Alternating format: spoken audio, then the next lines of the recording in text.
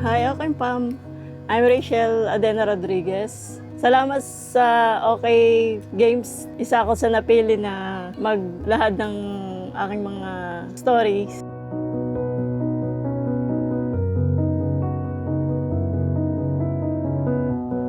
Ako nga pala ay isang balot vendor.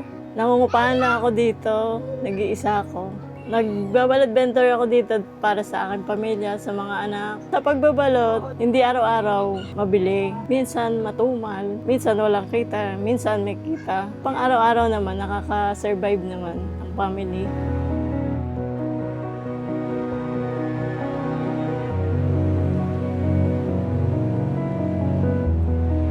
Malaki na itulong sa akin ang pagbabalot kasi napalaki ko ang mga anak ko, maliliit pa sila, nagbabalot na ako. Nakapag-aral naman sila sa Bataan kami kasi nakatira. Pero dito ako naghahanap buhay. Malayo ako sa kanila. Malungkot kasi malayo ka sa pamilya. Mga anak mo lumalaki, wala ka sa tabi nila.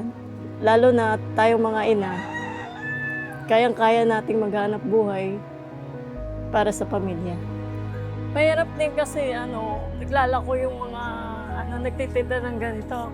Naghahanap lang kami ng mga mapupwesa na gamit tao.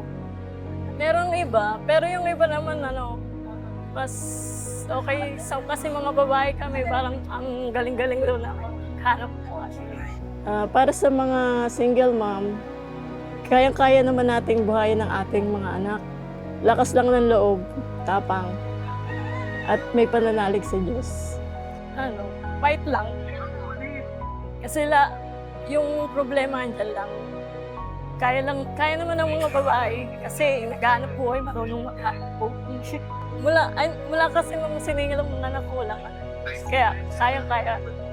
Naging lang, maayos ang buhay. Walang nagkakasakit. Huwag padalos-dalos sa mga ginagawa nila ngayon. Kailangan merong mga sa magpulang lagi tatandaan na yung magulang lagi iniisip. Para sa mga nanay, chill lang.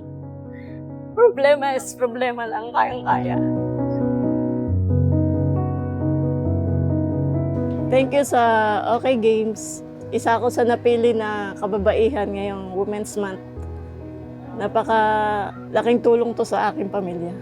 Thank you OK Games. This is my her story and Happy International Women's Month.